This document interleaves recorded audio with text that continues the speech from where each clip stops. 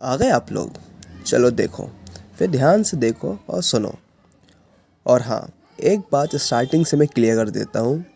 हम यहाँ सिर्फ पढ़ाई के लिए नहीं हैं, हम एक दूसरे को ग्रो करने के लिए हैं। अगर आप भी अपनी प्रिपरेशन को सीरियसली ले रहे हो तो यहाँ एंड तक बने रहो, कंसिस्टेंट रहो और मिलके इस एग्ज़ाम को क्रैक करते हैं। दोस्तों, अगर आप CHSL टीयर 2 की प्रिपरेशन कर रहे हो तो ये क्लास बहुत ही इंपॉर्टेंट होने वाली है। इसमें आपको इंग्लिश, रीजनिंग, मैथ्स, कंप्यूटर और जनरल अवेयरनेस जैसे सब्जेक्ट में से मैंने डीप एनालिसिस करके आप लोग के लिए इम्पोर्टेंट टॉपिक फाइंड आउट किए हैं, जो एग्ज़ाम में बार बार आते हैं और आपकी सिलेक्शन में मेजर रोल प्ले करते हैं। अगर आपने इन टॉपिक का स्मार्ट तरीके से कवर कर लिया तो आपका स्कोर बहुत ज़्यादा बढ़ जाएगा। चांसेस है कि क्या आप क्वालिफाई भी कर सकते हो। तो चलिए स्टार्ट करते हैं और देखते हैं कौन कौन से इम्पॉर्टेंट एरियाज़ हैं जिनको आपको बिल्कुल इग्नोर नहीं करना है। तो बात करते हैं एग्ज़ाम पैटर्न की। टीयर 2 अब 100% CBT हो चुका है, वैसे भी सबको पता है। और सबसे इम्पॉर्टेंट बात यह है कि 2 घंटे 15 मिनट का नॉन स्टॉप होने वाला है। इसमें कोई ब्रेक नहीं मिलेगा, सब कुछ एक फ़्लो में चलता है। सबसे पहले आता है section 1, mathematics ability 30 question, reasoning 30 question. फिर आएगा नेक्स्ट आर पे section 2, English 40 question, general awareness 20 question. फिर आएगा अपना 50 मिनट के लिए कंप्यूटर नॉलेज के लिए क्वेश्चन आएंगे 15 क्वेश्चन। तो दोस्तों, ये पूरा पेपर एक फ़्लो और स्पीड का है, जहाँ आपको हर सेक्शन में फोकस मेंटेन रखना पड़ता है। अब बात करते हैं मैथमेटिकल एबिलिटीज़ की, जो एग्ज़ाम का सबसे स्कोरिंग और साथ ही ट्रिकी सेक्शन होता है।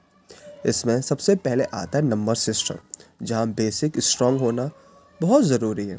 आप उसके बाद सबसे इम्पोर्टेंट पार्ट है अर्थमेटिक, जैसे percentage, ratio, profit and loss, time and work and time and distance.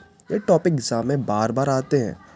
फिर आता है अलजेब्रा, जहाँ बेसिक आइडेंटिटीज़ और सिंपल क्वेश्चन पूछे जाते हैं। साथ ही ज्योमेट्री और मेंसुरेशन भी इंपॉर्टेंट है, जहाँ आपको शेप, ट्रायंगल, सर्कल्स और उसके फॉर्मूला याद होने चाहिए। उसके बाद ट्रिगो की कुछ बेसिक कॉन्सेप्ट आते हैं, जैसे रेशियो और स्टैंडर्ड आइडेंटिटीज़। और लास्ट में स्टैटिस्टिक और प्रोबेबिलिटी, जहाँ ग्राफ, मीन, मीडियन और सिंपल प्रोबेबिलिटी क्वेश्चन मिलते हैं। तो ये थे कुछ टॉपिक जो आपको याद भी करने हैं, आइडेंटिटीज़ जैसे, और कुछ कवर भी करने हैं। आप लोग इससे स्क्रीनशॉट ले सकते हैं। फिर हम आगे बढ़ते हैं। अब बात करें रीजनिंग और जनरल इंटेलिजेंस की, जो एग्ज़ाम का एक बहुत इंपॉर्टेंट पार्ट है। इस सेक्शन में सबसे पहले आपको एनालॉजी और क्लासिफिकेशन देखने को मिलते हैं, जहां आपको रिलेशन समझने होते हैं। उसके बाद आता है अपना सीरीज़ और पैटर्न, जैसे नंबर सीरीज़ और फिगर बेस्ड क्वेश्चन, जो काफ़ी कॉमन होते हैं। फिर कोडिंग, डिकोडिंग और बेसिक न्यूमेरिकल ऑपरेशन आते हैं, जहां थोड़ा लॉजिक और प्रैक्टिस का गेम होता है। साथ ही वेन डायग्राम और इंटरफेस बेस्ड क्वेश्चन भी इंपॉर्टेंट होते हैं, जो आपकी अंडरस्टैंडिंग चेक करते हैं। और लास्ट प्रॉब्लम सॉल्विंग और क्रिटिकल थिंकिंग आते हैं, जहाँ आपको स्मार्ट अप्रोच दिखानी पड़ती है। ये थे कुछ मेन टॉपिक्स। हाँ, ब्लड रिलेशन और सिटिंग अरेंजमेंट भी मेन होता है, तो आप लोग को पूरे ये कवर करना है। अब बात करते हैं जनरल अवेयरनेस की, जो स्कोरिंग भी हो सकता है और कभी कभी ट्रिकी भी हो सकता है।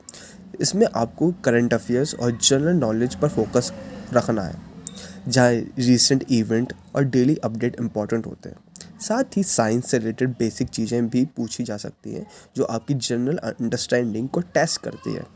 इसके अलावा इंडिया और नेबरिंग कंट्रीज़ के बारे में पढ़ लेना। और उस कुछ टॉपिक्स ये होते हैं, जैसे कि हिस्ट्री, कल्चर, ज्योग्राफी, इकोनॉमिक, ये सबको भी पढ़ के ही जाना है। ये तो मेन बेस है। तो यहाँ आपको रेगुलर अपडेट रहना है और कॉन्सेप्ट क्लियर रखने हैं अपने, जब एग्ज़ाम में आप स्कोर कर पाएंगे अच्छे से अच्छा। अब आती है इंग्लिश लैंग्वेज की बारी, इंग्लिश लैंग्वेज एंड कॉम्प्रिहेंशन, जिसे देख के कुछ लोग बोलते हैं अरे इजी है, और कुछ लोग डरते हैं। इस सेक्शन में सबसे पहले आता है वोकेबलरी और ग्रामर, जहाँ सिनोनिम, एंटोनियम, ईडियम और सेंटेंस इंप्रूवमेंट आपकी पकड़ टेस्ट करते हैं। फिर आता है सेंटेंस स्ट्रक्चर, जहाँ आपको एरर ढूंढने होते हैं, fill in the blanks solve करने होते हैं, और कभी कभी पूरा सेंटेंस उल्टा पुल्टा होता है, तो वो भी सॉल्व करना पड़ जाता है। और लास्ट में आता है कॉम्प्रिहेंशन, जहाँ पैसेज देख के क्वेश्चन सॉल्व करने होते हैं। यहाँ पेशेंस और अंडरस्टैंडिंग दोनों का गेम होता है। तो अगर आपकी इंग्लिश स्ट्रांग है तो ये सेक्शन आपको बहुत बूस्ट देगा और आपके मार्क्स ज़्यादा से ज़्यादा इम्प्रूव कर देगा। और अगर थोड़ी वीक है तो थोड़ी प्रैक्टिस और इजी भी बन सकता है। अब बात करें कंप्यूटर प्रोफिशिएंसी की, जो देखने में इजी लगता है पर इग्नोर नहीं किया जा सकता। इस सेक्शन में सबसे पहले आता है बेसिक कंप्यूटर नॉलेज, जैसे सीपीयू, इनपुट आउटपुट डिवाइस और मेमोरी।